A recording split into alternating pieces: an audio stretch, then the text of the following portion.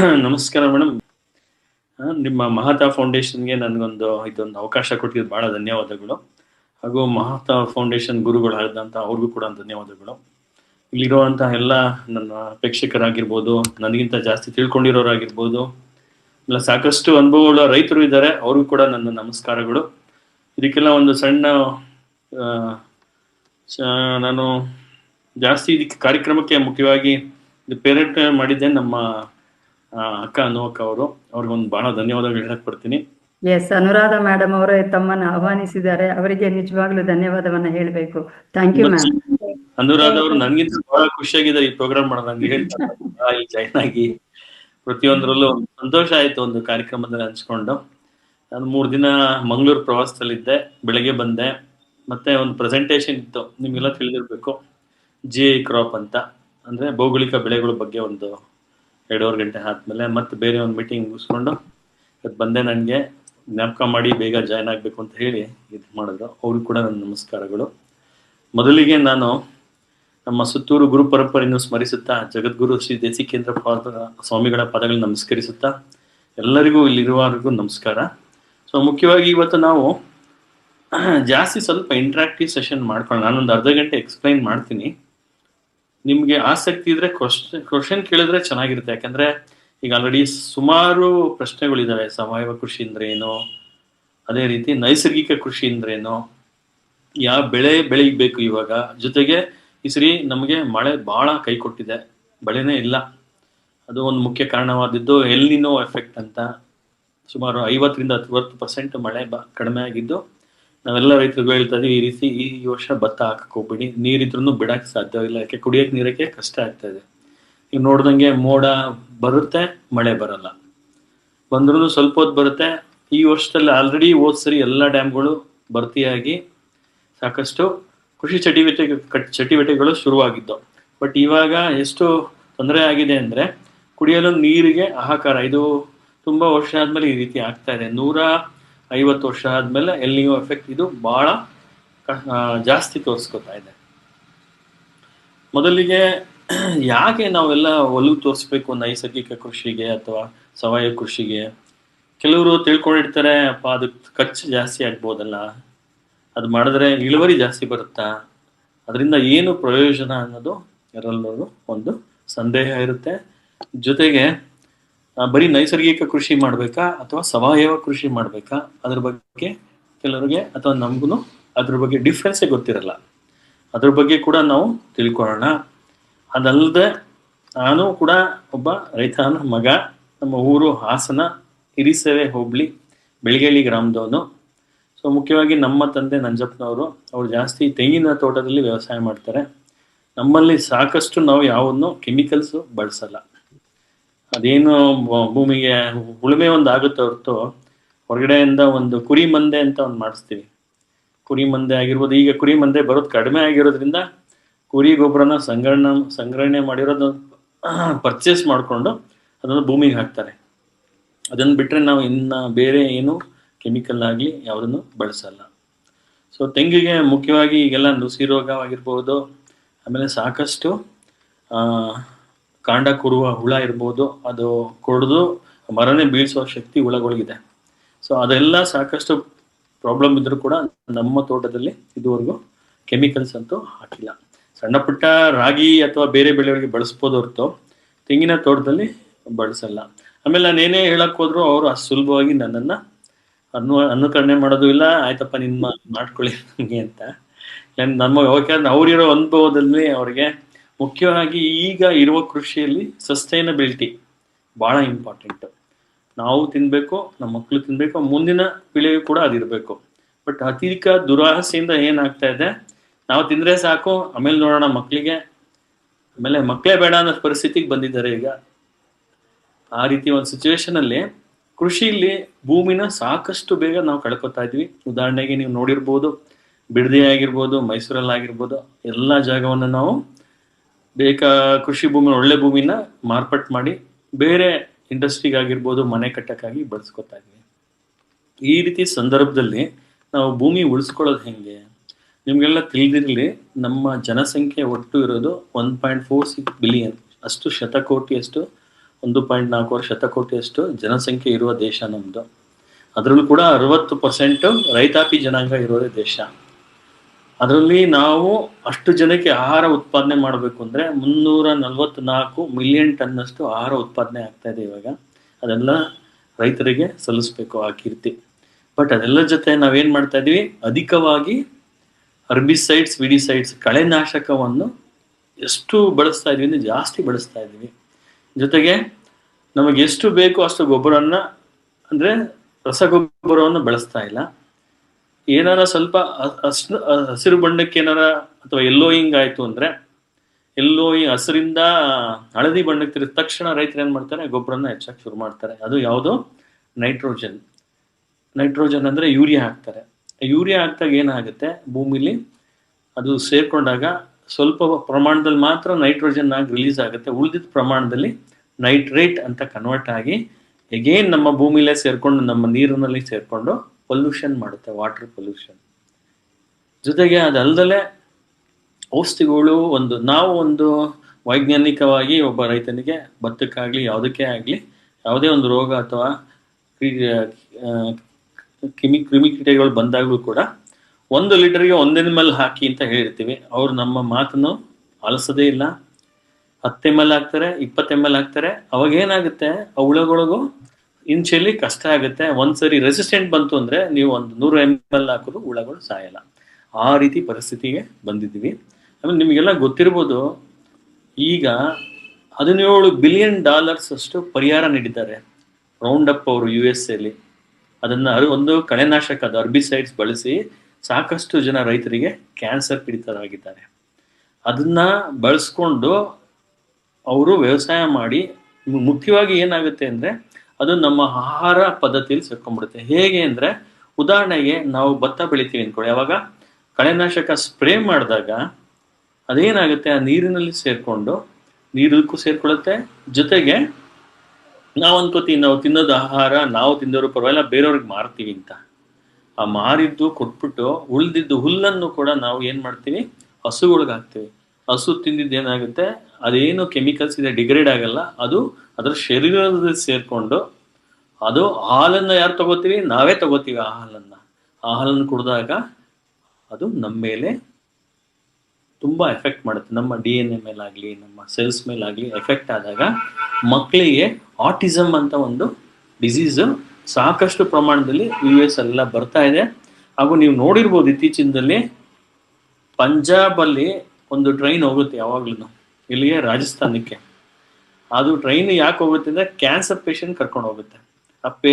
ಟ್ರೈನಿನೇ cancer train ಅಂತಾರೆ. ಯಾಕೆಂದರೆ ಅಲ್ಲಿ ಯಥಾಚಿತವಾಗಿ ಕೆಮಿಕಲ್ಸ್ ಬೆಳೆಸಿ, ರಸಗೊಬ್ಬರ ಬೆಳೆಸಿ ಸತತವಾಗಿ ಕಂಟಿನ್ಯೂಸ್ ಆಗಿ 3 ರಿಂದ 4 ಬೆಳೆ ಭತ್ತ ಅಥವಾ ಗೋಧಿ ಮಾಡ್ತಿದ್ರು ಮೊದಲು. ಹಾಗೆ ಮಾಡಿದಾಗ ಸಾಕಷ್ಟು ಕೆಮಿಕಲ್ಸ್ ರೈತರಲ್ಲಿ ಎಕ್ಸ್ಪೋಸ್ ಆಗಿ ಸಾಕಷ್ಟು ಜನಕ್ಕೆ ಕ್ಯಾನ್ಸರ್ ಪೀಡಿತರಾಗಿದ್ದಾರೆ. ಅದೇ ರೀತಿ ಈಗ ನಮ್ಮ ಬಳ್ಳಾರಿ ಭಾಗದಲ್ಲಿ ಇಲ್ಲಿ ಏನು ತುಂಗಭದ್ರಾ ರೀಜನ್ ಇದೆಯಲ್ಲ, ಸಣ್ಣ ಭತ್ತ ಅಂತೀವಲ್ಲ, ಬುಲೆಟ್ ರೈಸ್ ಆಗಿರ್ಬೋದು, ಬೇರೆ ತಳಿಗಳು ಬೆಳ್ತಾ ಅದನ್ನು ಎಷ್ಟು ರುಚಿಕರವಾಗಿರುತ್ತೆ ನಾವು ತಿಂತೀವಿ. ಇತ್ತೀಚೆಗೆ ಅಲ್ಲೂ ಕೂಡ 2 ಮೇಲೆ ಬೆಳೆ ತಗೋತಾ ಇದ್ದಾರೆ. ತುಂಬ ಕಳೆನಾಶಕ ಹಾಗೂ ಕೆಮಿಕಲ್ಸ್ನ ಸ್ಪ್ರೇ ಮಾಡ್ತಾ ಇರೋದೆ.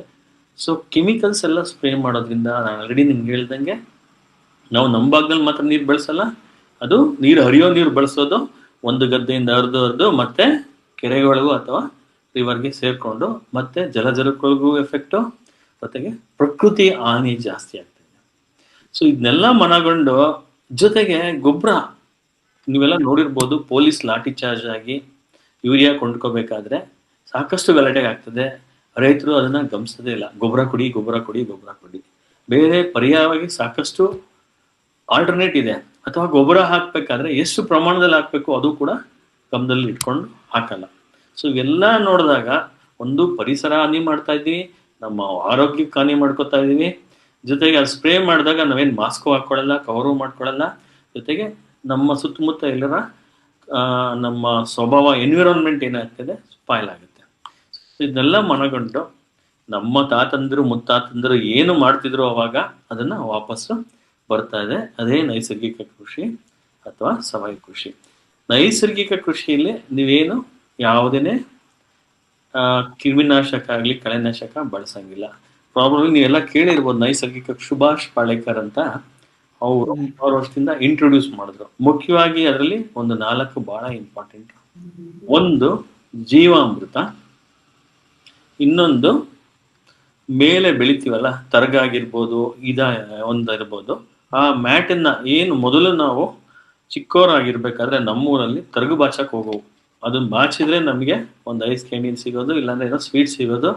ಆಮೇಲೆ ಖಾಲಿ ಬಾಟ್ಲುಗಳೆಲ್ಲ ಕೊಟ್ಟಾಗ ಅವನು ಹಿಂಡಿ ಬಾಚಕ್ಕೂ ಹೋಗೋವು. ಹಿಂಡಿ ಅಂದ್ರೆ ಯಾವ್ದಕ್ಕಪ್ಪ, ಅದು ಬೇವಿನ ಹಿಂಡಿ ಆಗಿರ್ಬೋದು, ಅಥವಾ ಇನ್ನೊಂದು ಹೊಂಗೆ ಹಿಂಡಿ ಹೊಂಗೆ ಗಿಡದ ಕಲೆಕ್ಟ್ ಮಾಡಿ ಕೊಟ್ರೆ ನಮ್ಗೆ ಒಂದು ಊರಲ್ಲಿ ಒಂಥರ ರಜೆಗೆ ಬಂದಾಗ ಒಂದು ಊರಲ್ಲಿ ಏನೋ ಕೊಡೋರು. ಬಟ್ ಈಗ ಅದು ಯಾರು ಮಾಡ್ತಾ ಇಲ್ಲ. ತರಗು ಬಾಚೋದಂತೂ ಬಹಳ ಖುಷಿ. ಎಲ್ಲ ಅದ್ರ ಮೇಲೆ ಬಿದ್ದು ಎಷ್ಟು ಎಲೆಗಳೆಲ್ಲ ಬರ್ತಿತ್ತು ಅದನ್ನೆಲ್ಲ ಒಂದು ಮಂಕ್ರಿ ತಗೊಂಡು ತೋಟದಲ್ಲಿ ಹಾಕೋ ಒಂದು ಅಭ್ಯಾಸ ಇತ್ತು. ಬಟ್ ಈಗ ಕಂಪ್ಲೀಟ್ ಹೊರಟೋಗಿದೆ, ತರಗು ಬಾಚೋದಿಲ್ಲ. ಇನ್ನೊಂದು ಮೂರನೇದು ಮಾಯಿಶ್ಚರ್, ಭೂಮಿಲಿ ಯಾವಾಗ್ಲೂ ತಂಪಾಗಿರ್ತಿತ್ತು. ಬಟ್ ಇತ್ತೀಚೆಗೆ ತುಂಬಾ ಡೀಪ್ ಫ್ಲೋಯಿಂಗ್ ಮಾಡ್ತೀವಿ. ಎಷ್ಟು ಆಳವಾಗಿ 3-4 ಬಾರಿ ಸತತವಾಗಿ ಹಾಳು ಮಾಡಿದಾಗ ಅಲ್ಲಿರೋ ಸೂಕ್ಷ್ಮ ಜೀವಿಗಳು, ನಮಗೆ ಬೆಳೆಗೆ ಹೆಲ್ಪ್ ಮಾಡೋಂಥ ಜೀವಿಗಳು ಎಲ್ಲನೂ ಕಳ್ಕೊತಾ ಇದ್ವಿ. ಅದೊಂದು. 4ನೇದು, ನೀರನ್ನ ಜಾಸ್ತಿ ನಿಲ್ಲಿಸಿದಷ್ಟು ನಮ್ಮ ಭೂಮಿಗೆ ಹಾನಿ. ನಮ್ಮಲ್ಲಿ ಎಷ್ಟೋ ಜನಕ್ಕೆ, ರೈತರಲ್ಲಿ ಮಣ್ಣಂದ್ರೆ ಮಣ್ಣು ಕೃಷಿಯ ಕಣ್ಣು. ಆ ಕಣ್ಣಿನೇ ಕಿತ್ತಾಕಿದ್ರೆ ಇನ್ನೇನು ಉಳಿಕೊಳ್ಳುತ್ತೆ? ಕೊನೆಗೆ ಎಲ್ಲ ಸಾಯ್ಬೇಕಾದ್ರೆ ಹೋಗ್ಬೇಕಾಗಿದೆ ಮಣ್ಣಲ್ಲಿ. ಅಲ್ಲಿ ಸೂಕ್ಷ್ಮ ಜೀವಿಗಳಿಲ್ಲ ಅಂದ್ರೆ ಅದನ್ನ ಕರ್ಗಕ್ಕೆ ಆಗೋದೇ ಇಲ್ಲ. ಸೊ ಅದರಿಂದ ಮಣ್ಣು ಬಹಳ ಮುಖ್ಯ. ಸೊ ಇದನ್ನ ನಮ್ಗೆ ಏನಿದೆ ಮಣ್ಣಲ್ಲಿ, ನಮ್ಮ ಮಣ್ಣಲ್ಲಿ ಅನ್ನೋದು ಗೊತ್ತಾಗ್ಬೇಕು ಫಸ್ಟ್. ಅದಕ್ಕೆ ಕಡ್ಡಾಯವಾಗಿ ಎಲ್ಲರೂ ವರ್ಷಕ್ಕೆ 2 ವರ್ಷನಾರು ನೀವು ಮಣ್ಣು ಪರೀಕ್ಷೆ ಮಾಡಬೇಕು. ಮಣ್ಣು ಪರೀಕ್ಷೆ ನಿಮ್ಮ ಸುತ್ತಮುತ್ತ ಕೃಷಿ ವಿಜ್ಞಾನ ಕೇಂದ್ರ ಆಗಿರ್ಬೋದು, ರೈತ ಸಂಪರ್ಕ ಕೇಂದ್ರ ಆಗಿರ್ಬೋದು, ಕೃಷಿ ಇಲಾಖೆ ಅಥವಾ ಹಾರ್ಟಿಕಲ್ಚರ್ ಡಿಪಾರ್ಟ್ಮೆಂಟ್ ಅಥವಾ ಅಗ್ರಿಕಲ್ಚರ್ ಕಾಲೇಜ್ ಹತ್ರ ಹೋದಾಗ ನೀವು ಅದನ್ನ ಮುಖ್ಯವಾಗಿ ಮಣ್ಣು ಪರೀಕ್ಷೆ ಮಾಡಲೇಬೇಕು. ಅದು ಸ್ಯಾಂಪ್ಲಿಂಗ್ ಬಗ್ಗೆ ಹೇಳ್ತಾರೆ. 4 ಭಾಗ, 1 ಭಾಗ ತಗೊಂಡು 4 ಮಾಡಿ, 2 ಭಾಗ ತೆಗೆದು ಮತ್ತೆ 2 ಭಾಗ ತಗೊಂಡು ಸುಮಾರು 500 ಗ್ರಾಮ್ ಬರುತ್ತೆ 1 ಎಕರೆಗೆ ತಗೊಂಡೋಗಿ ಅದನ್ನ ಕೊಡಬೇಕು.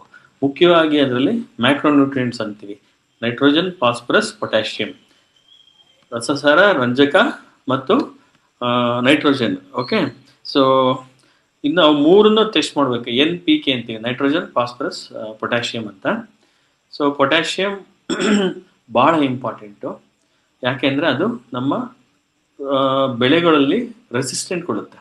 ನಾವು ಬಾಡಿ ರೆಸಿಸ್ಟೆನ್ಸ್ ಚೆನ್ನಾಗಿರ್ಬೇಕು ಅಂದ್ರೆ ಇಮ್ಯೂನ್ ಸಿಸ್ಟಮ್ ಜಾಸ್ತಿ ಮಾಡ್ಕೋತೀವೋ, ಆ ಪೊಟ್ಯಾಷಿಯಂ ಬಹಳ ಮುಖ್ಯ. ಅದೇ ರೀತಿ ನೈಟ್ರೋಜನ್ ಅಂದ್ರೆ ಇದಂತಾರೆ, ಎಂಥದಪ್ಪ ಅದು ಕನ್ನಡದಲ್ಲಿ ಬರ್ತಾ ಇಲ್ಲ ನನಗೆ.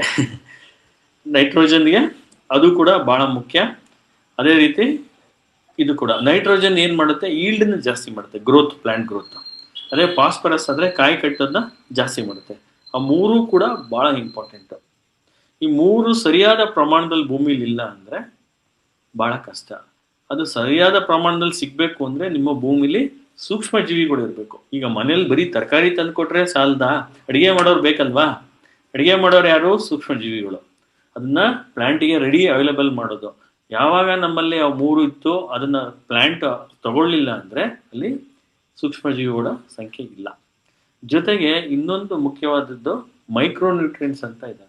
ಅದು 3 ಬಹಳ ಎಲಿಮೆಂಟ್ಸ್. ಉದಾಹರಣೆಗೆ ಕ್ಯಾಲ್ಸಿಯಂ ಇರ್ಬೋದು, ಮೆಗ್ನೀಷಿಯಂ ಇರ್ಬೋದು, ಬೋರಾನ್ ಇರ್ಬೋದು.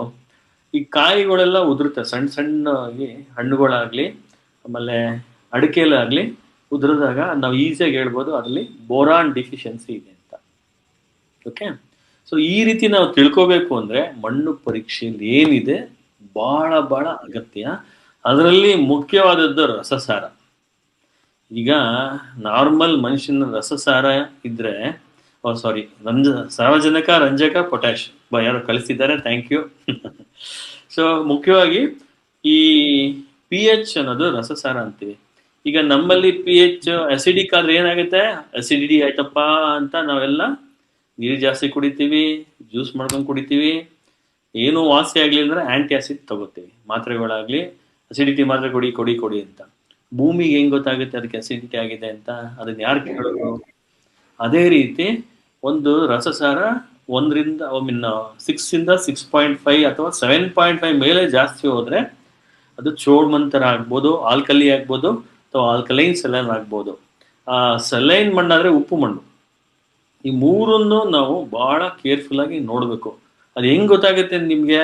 ನೀವು ಬ್ಲಡ್ ಚೆಕಪ್ ಮಾಡ್ದಲೆ ನಿಮ್ಮಲ್ಲಿ ಐರನ್ ಡಿಫಿಷಿಯನ್ಸಿ ಇದೆಯಾ, ಯಾವ ಡಿಫಿಷಿಯನ್ಸಿ? ಯಾಕಂದ್ರೆ ಕಂಟಿನ್ಯೂಸ್ ಆಗಿ ಡಾಕ್ಟ್ರು 3 ದಿನ ಜ್ವರ ಬಂದ್ರೆ ಏನ್ ಹೇಳ್ತಾರೆ? ಫಸ್ಟ್ ಬ್ಲಡ್ ಚೆಕಪ್ ಮಾಡಿಸಿ, ಅದರಲ್ಲಿರೋ ನಿಮ್ ಬಾಡಿ ಇಮ್ಯುನಿಟಿ ಎಷ್ಟಿದೆ, WBC ಸೆಲ್ಸ್ ಎಷ್ಟಿದೆ, ಇದು ಮುಖ್ಯ. ಪ್ರತಿಯೊಬ್ರು ರೈತರು ಕೂಡ ಅವರು ತೆಂಗಿನ ಆಗಿರ್ಬೋದು ಅಥವಾ ಬರೀ ಏಕದಳ ಧಾನ್ಯ ಅಥವಾ ದ್ವಿದಳ ಧಾನ್ಯ ಬೆಳೀತಾ ಇದ್ರು ಪರವಾಗಿಲ್ಲ, ಮಣ್ಣು ಪರೀಕ್ಷೆ ಬಹಳ ಅಗತ್ಯ. ಮಣ್ಣು ಪರೀಕ್ಷೆಯಿಂದ ನಿಮ್ಗೆ ಗೊತ್ತಾಗುತ್ತೆ ನಿಮ್ ಭೂಮಿ ಫಲವತ್ತಾಗಿದೆಯಾ ಇಲ್ವಾ ಅಂತ. pH ಜಾಸ್ತಿ ಇದ್ರೆ ಏನ್ ಮಾಡ್ಬೇಕು? ಸ್ವಲ್ಪ ಜಿಪ್ಸಮ್ ಹಾಕೋಬೇಕು. pH ತುಂಬಾ ಕಡಿಮೆ, ರಸಸಾರ ತುಂಬಾ ಕಡಿಮೆ ಇದ್ರೆ ಏನಾಗುತ್ತೆ? ಅಸಿಡಿಕ್ ಸಾಯಿಲ್ಗೆ ಕ್ಯಾಲ್ಸಿಯಂ ಹಾಕೋಬೇಕು, ಕ್ಯಾಲ್ಸಿಯಂ ಕಾರ್ಬೊನೇಟ್ ಈ ರೀತಿ ಒಂದು ಸಿಗುತ್ತೆ ನಮ್ಮಲ್ಲಿ. ಸೊ ಇದ್ರನ್ನ ನೀವು ಏನು ಸಾಯಿಲ್ ಹೆಲ್ತ್ ಕಾರ್ಡ್ ಅಂತೀವಿ, ಅದು ಬಹಳ ಮುಖ್ಯ. ಮಣ್ಣಿನ ಆರೋಗ್ಯ ನೀವು ಹೆಂಗ್ ನೋಡ್ಕೋತೀವಿ ಅಂದ್ರೆ, ನಾವು ಹೆಂಗೆ ನಾವು ರಿಪೋರ್ಟ್ ತಗೊಂಡು ನಮ್ಮ ರಿಪೋರ್ಟ್ ನಾವು ನೋಡ್ಕೋತೀವಿ, ಅದೇ ರೀತಿ ಸಾಯಿಲ್ ಹೆಲ್ತ್ ಕಾರ್ಡ್ ಅಂದು ಒಬ್ಬ ರೈತನ ಭೂಮಿಯಲ್ಲಿ ಈ ರೀತಿ ಯಾವ್ಯಾವ ನ್ಯೂಟ್ರಿಯೆಂಟ್ಸ್ ಅವೈಲಬಲ್ ಅಂತ ತೋರಿಸುತ್ತೆ. ಇದು ಎಲ್ಲರೂ ಕಡ್ಡಾಯವಾಗಿ ಮಾಡಿಸ್ಬೇಕು. ಅದ್ರಲ್ಲಿ ಇನ್ನೊಂದು ಅಂಶ ಬಹಳ ಮುಖ್ಯವಾಗಂದ್ರೆ ಇಂಗಾಲದ ಡೈಆಕ್ಸೈಡ್, ಕಾರ್ಬನ್ ಅಂತೀವಿ, ಆರ್ಗ್ಯಾನಿಕ್ ಕಾರ್ಬನ್ ಅಂತೀವಿ, OC ಕಂಟೆಂಟ್. OC ಕಂಟೆಂಟ್ ಹೇಳುತ್ತೆ ನಿಮ್ಮ ಭೂಮಿ ಫಲವತ್ ಆಗಿದೆಯಾ ಇಲ್ವಾ. ಉದಾಹರಣೆಗೆ ಸಪೋಸ್ ಈಗ ನಿಮ್ಮಲ್ಲಿ 0.5 ಇತ್ತು, 0.5 ಅಂದ್ರೆ ಅದು ಮೀಡಿಯಂ ಅಥವಾ ಸ್ವಲ್ಪ ಇದೆ ಅಂತ ಭೂಮಿಲಿ. ಈಗ ಏನಾಗಿದೆ, ಸಾಕಷ್ಟು ಭೂಮಿಲಿ ಆರ್ಗ್ಯಾನಿಕ್ ಕಾರ್ಬನ್ ಅಂದು ಬಹಳ ಕಡಿಮೆ ಬಂದ್ಬಿಟ್ಟಿದೆ. ಯಾಕೆಂದ್ರೆ ಒಂದು ಸೂಕ್ಷ್ಮಜೀವಿ ಇಲ್ಲ, ಜೊತೆಗೆ ನಾವ್ ಯಾವ್ದನ್ನು ಈಗ ಬರೀ ಬೆಳಿತಾನೆ ಇದ್ದೀವಿ ಹೊರತು ವಾಪಸ್ ಭೂಮಿಗೆ ಏನು ಕೊಡ್ತಾನೆ ಇಲ್ಲ. ಕೊಟ್ಟಿಗೆ ಗೊಬ್ಬರ ಹಾಕೋದು ಕಡಿಮೆ ಆಗಿದೆ. ಕೊಟ್ಟಿಗೆ ಗೊಬ್ಬರ ಬಹಳ ಮುಖ್ಯ, ಅದ್ರ ಬಗ್ಗೆ ಹೇಳ್ತೀನಿ ನಾನು. ಈಗ ಈ ರೀತಿ ಪರಿಸ್ಥಿತಿಯಲ್ಲಿ ನಿಮ್ಮ ಭೂಮಿದು ಇಂಗಾಲ ಅದೇನು ಆರ್ಗ್ಯಾನಿಕ್ ಕಾರ್ಬನ್ ಅಂತೀವಲ್ಲ, ಅದು 0.2 0.3 ಇತ್ತೆ ಅಂದ್ರೆ ಭೂಮಿ ಇನ್ನೇನು ಸಾಯೋ ಪರಿಸ್ಥಿತಿಲಿದೆ, ICU ಹಾಕ್ಬೇಕು ಅಂತ. ಈಗೆಲ್ಲ ನಾವು ಹಾರ್ಟ್ ಪ್ರಾಬ್ಲಮ್ ಇದೆಲ್ಲ ಆದಾಗ ಏನ್ ಮಾಡ್ತೀವಿ? ಕೊನೆ ಸ್ಟೇಜಿಗೆ ತಗೊಂಡೋಗಿ ICU ಹಾಕ್ಬಿಡ್ತೀವಿ.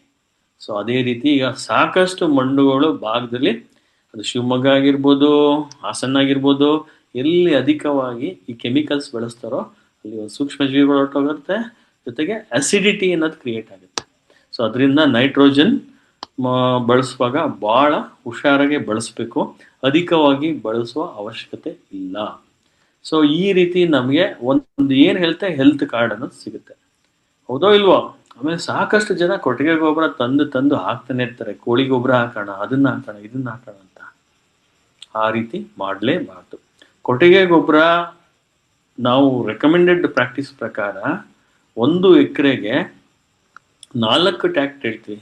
4 ಟ್ರ್ಯಾಕ್ಟರ್ ಅಂದ್ರೆ ಒಂದು ಟ್ರ್ಯಾಕ್ಟರ್ 4 ಟನ್ ಆದ್ರೆ 4 16 ಟನ್ ಅಷ್ಟು ಕೊಟ್ಟಿಗೆ ಗೊಬ್ಬರ ವರ್ಷ ಹಾಕ್ಲೇಬೇಕು. ನೀವು ಅಡಿಕೆ ತಗೋತೀರಾ, 50 ಇಂದ 60 ಸಾವಿರ ಇರುತ್ತೆ ಕ್ವಿಂಟಾಲ್ಗೆ, ಬಟ್ ಅದಕ್ಕೆ ವಾಪಸ್ ಏನು ಹಾಕಲ್ಲ, ಕೆಮಿಕಲ್ಸ್ ಹಾಕ್ತೀರಾ. ಓಕೆನಾ? ಸೊ ಅದರಿಂದ ಇದು ಬಹಳ ಮುಖ್ಯ. ಅದಕ್ಕೆ ಏನೇನು ಹಾಕ್ಬೇಕು ಅನ್ನೋದು ಇದು ಬಹಳ ಇಂಪಾರ್ಟೆಂಟು. 5 ಅಂಶಗಳನ್ನ ಅದಕ್ಕೆ ಆ್ಯಡ್ ಮಾಡಬೇಕು. ಸಪೋಸ್ ಒಂದು ಕೊಟ್ಟಿಗೆ ಗೊಬ್ಬರ 1 ಟನ್ ತಗೊಂಡ್ರೆ ಅದನ್ನು ನೆರಳಲ್ಲಿ ಹಾಕಿ, ಅದಾದ ಮೇಲೆ ಟ್ರೈಕೋಡರ್ಮ ಅನ್ನೋದು ಸೂಕ್ಷ್ಮ ಜೀವಿ, ಟ್ರೈಕೋಡರ್ಮ ಅಂತ, ಸೂಡೋಮೋನಾಸ್. ಟ್ರೈಕೋಡರ್ಮ ಏನ್ ಮಾಡುತ್ತೆ? ರೋಗ ಕಡಿಮೆ ಮಾಡುತ್ತೆ. ಸೂಡೋಮೋನಾಸ್ ಏನ್ ಮಾಡುತ್ತೆ? ಬ್ಯಾಕ್ಟೀರಿಯಾ ಕಡಿಮೆ ಮಾಡುತ್ತೆ. ಅದಲ್ಲದೆ ನೀಮ್ ಕೇಕ್ ಅಂತೀವಿ. ನೀಮ್ ಕೇಕ್ ಬೇವಿನ ಹಿಂಡಿ, ಒಳ್ಳೆ ಆಯಿಲ್ ಇರೋ ಬೇವಿನ ಹಿಂಡಿನೇ ಹಾಕ್ಬೇಕು. ಆ ಬೇವಿನ ಹಿಂಡಿ ಹಾಕ್ಬೇಕು. 4ನೇದು ಮೆಟರೈಸಿಯಂ ಅಂತ. ಮೆಟರೈಸಿಯಂ ಅಂದ್ರೆ ಇವೆಲ್ಲ ಆರ್ಗ್ಯಾನಿಕ್ ಸಂಬಂಧಪಟ್ಟಂಗೆ ನಾನು ಹೇಳ್ತಾ ಇರೋದು, ಯಾವ ಕೆಮಿಕಲ್ಸ್ ಅಲ್ಲ, ಸೂಕ್ಷ್ಮ ಜೀವಿಗಳು. ಅದೊಂದು ಭೂಮಿಲಿ ಆಲ್ರೆಡಿ ಇತ್ತು, ನಾವೆಲ್ಲ ನಾಶ ಪಡೆದಿದ್ದು, ವಾಪಸ್ ಜಾಸ್ತಿ ಮಾಡಿ ವಾಪಸ್ ಹಾಕೋದು ಅಷ್ಟೇ. ಅದು ಮೆಟರೈಸಿಯಂ ಹಾಕೋದ್ರಿಂದ ಗೊಣ್ಣೆ ಹುಳ ಅಂತ ಬರುತ್ತೆ. ಆ ಗೊಣ್ಣೆ ಹುಳ ಬಂದ್ರೆ ಕೊಟ್ಟಿಗೆ ಗೊಬ್ಬರದಲ್ಲಿ ಜಾಸ್ತಿ ಇರುತ್ತೆ. ಅದನ್ನ ಹಾಗೆ ಬಿಟ್ರೆ ದಪ್ಪದಾಗಿ ಬಿಳಿಗಿರುತ್ತೆ ನೋಡಿ, ಅದು ಹೊರೆಯಲ್ಲಿ. ಯಾಕಂದ್ರೆ ಈಗೆಲ್ಲ ಟ್ರ್ಯಾಕ್ಟ್ರಲ್ಲಿ ಉಳುಮೆ ಮಾಡೋದು ಅಥವಾ ಅಡಿಕೆ ಗಿಡಕ್ಕೆಲ್ಲ ಮಾಡಿದಾಗ ಅಲ್ಲಿ ಎಲ್ಲಿ ಗಾಯ ಆಗಿರುತ್ತೆ ಆ ಸಂದಿಲ್ ಹೊಟ್ಟೋಗ್ಬಿಡ್ತದೆ. ಹೋಗ್ಬಿಟ್ಟು ಎಂಟೈರ್ ಮರನೇ ಕುಕ್ಕಿ ತಿಂದು ದಪ್ಪದಾಗಿ ಅದು ಒಂದು ಕೀಡೆ ತರ ಆಗಿ ಹೊರಗೆ ಬರುತ್ತೆ. ಒಂದು ಕಂಪ್ಲೀಟ್ ಮರನೇ ಉಳಿಸೋಷ್ಟು ಶಕ್ತಿಯನ್ನು ಅದು ಪಡ್ಕೊಳ್ಳುತ್ತೆ. ಅದರಿಂದನೇ ಆ ಸೂಕ್ಷ್ಮ ಜೀವಿ ಬಳಸಿದ್ರೆ ಮೆಟರೈಸಿಯಂನ, ಆ ಗೊಣ್ಣ ಹುಳನ ಕಂಟ್ರೋಲ್ ಮಾಡ್ಬೋದು.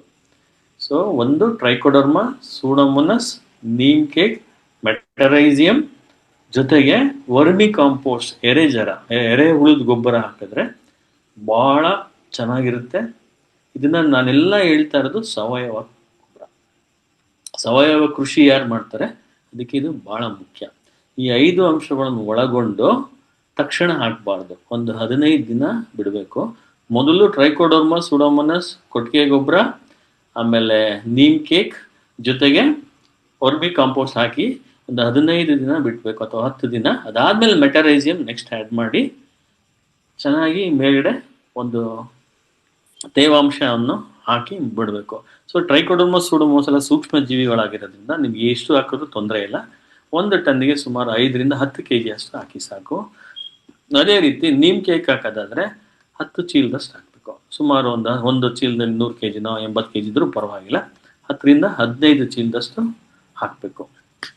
ಗೊತ್ತಾಯ್ತಾ? ಇಷ್ಟು ಹಾಕೋದ್ರಿಂದ ಏನು ಪ್ರಯೋಜನ ನೀವು ಕೇಳ್ಬೋದು. ಒಂದು, ಸೂಕ್ಷ್ಮಜೀವಿ ಇರೋದ್ರಿಂದ ರೋಗ ನಿರೋಧಕ ಕಡಿಮೆ ಆಗುತ್ತೆ. ಜೊತೆಗೆ ಅದೇನು ನಾನು ಹೇಳಿದ್ನಲ್ಲ, ತರಕಾರಿ ತಂದಿಟ್ಕೋತೀವಿ, ಅದು ಅಡುಗೆ ಮಾಡೋದು ಯಾರು ಅಂದರೆ ಇವುಗಳು ನಿಮಗೆ ಈಸಿಯಾಗಿ ಮಾಡುತ್ತೆ. ಜೊತೆಗೆ ಯಾವಾಗ ನಾವು ಕೊಟ್ಟಿಗೆ ಗೊಬ್ಬರ ಎಲ್ಲ ಬೆಳೆಸೋದ್ರಿಂದ ಏನಾಗುತ್ತೆ, ಭೂಮಿಲಿ ಆ ತೇವಾಂಶ ಹಿಡಿದಿಟ್ಕೊಳ್ಳೋದು ಜಾಸ್ತಿ. ಅವಾಗ ತೇವಾಂಶ ಜಾಸ್ತಿ ಇತ್ತು ಅಂದರೆ ಪರಿಸರದ ಸುತ್ತಮುತ್ತದಲ್ಲಿ ಜಾಸ್ತಿ ಮೈಕ್ರೋ ಆರ್ಗನಿಸಮ್ ಅಥವಾ ಸೂಕ್ಷ್ಮಜೀವಿಗಳು ಜಾಸ್ತಿ ಆದಷ್ಟು ನಿಮ್ಮ ತೋಟ ತುಂಬ ಚೆನ್ನಾಗಿರುತ್ತೆ. ಇದಿಷ್ಟು ಭಾಳ ಮುಖ್ಯ. ಸೊ ನಿಮ್ಮಲ್ಲಿ ಸುಮಾರು ಜನ ಕೇಳ್ಬೋದು, ಏನಪ್ಪ ಇದು ಆರ್ಗ್ಯಾನಿಕ್ ಫಾರ್ಮಿಂಗ್ ಅಂದ್ರೆ ಏನಪ್ಪ, ನೈಸರ್ಗಿಕ ನ್ಯಾಚುರಲ್ ಫಾರ್ಮಿಂಗ್ ಏನ್ರೆ ಮಾಡಪ್ಪ, ಯಾವ ಕೃಷಿ ಮಾಡೋದಪ್ಪ, ಎಲ್ಲ ಒಂದೊಂದೇನೋ ತರ್ತಾರೆ.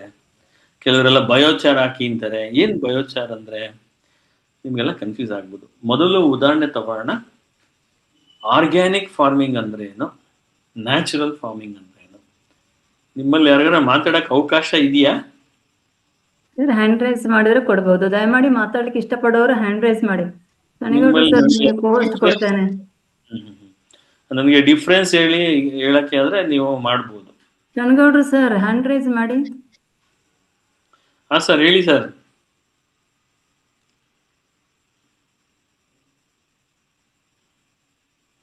ಮೇಡಮ್ ಅವ್ರದ್ದು ಮ್ಯೂಟ್ ಮಾಡಿ, ಅನ್ಮ್ಯೂಟ್ ಮಾಡಿ ಒಬ್ರದ್ದು.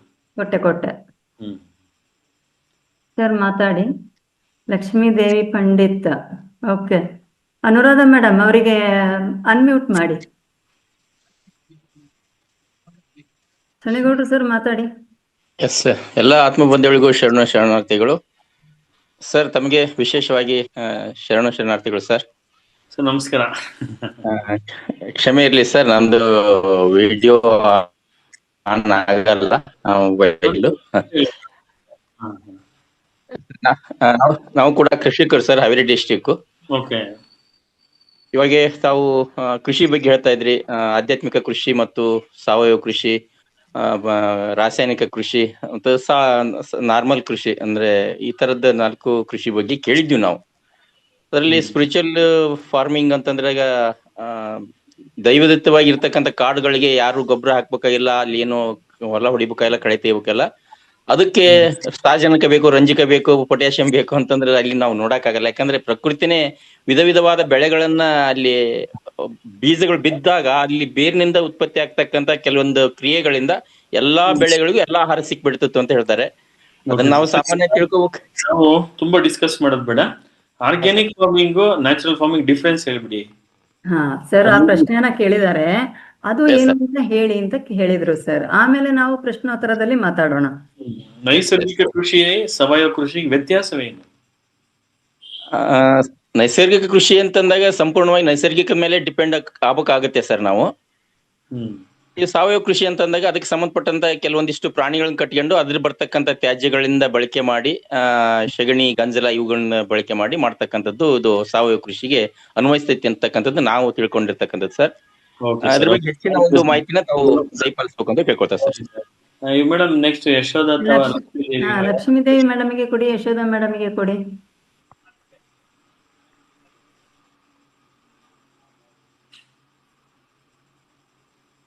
ಅನುರಾಧ ಮೇಡಮ್ ಪ್ರಾಬ್ಲಮ್ ಆಗ್ತಾ ಇದೆಯಾ? ಆಯ್ತು, ಯಶೋಧ ಮ್ಯಾಮ್ ಮಾತಾಡಿ. ನಮಸ್ತೆ ಸರ್. ನಮಸ್ಕಾರ ಸರ್, ನೀವ್ ಹೇಳ್ದಂಗೆ ನಮ್ದು ಅಡಿಕೆ ತೋಟ ಇದೆ, ತೆಂಗಿನ ತೋಟನೂ ಇದೆ. ಫಸ್ಟ್ ಏನ್ ಮಾಡಿದ್ವಿ ಅಂತಂದ್ರೆ 3 ವರ್ಷ ಆಗಿತ್ತು ಅಡಿಕೆ ತೋಟಕ್ಕೆ. ಮೇಡಮ್ ಯಶೋಧ ಮೇಡಮ್ ಸರ್ ಕೇಳಿದಂತ ಪ್ರಶ್ನೆಗೆ ಉತ್ತರ ಕೊಡಿ.